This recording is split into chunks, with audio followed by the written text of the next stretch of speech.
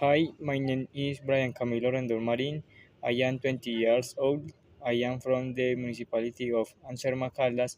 Right now, I am a student patrol officer of the National Police.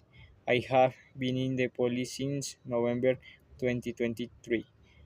I have three siblings and I am the middle one.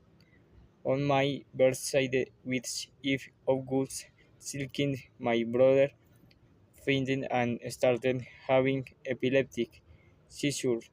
He was immediately taken to the nearest hospital, but since they couldn't stabilize him there, he had to be urgently transferred to a more advanced medical center in the of Pereira.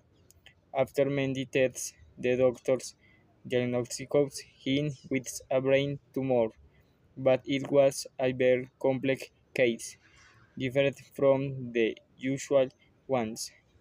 They had to contact in Spanish and neurosurgeons from another country to study his kids and make decisions.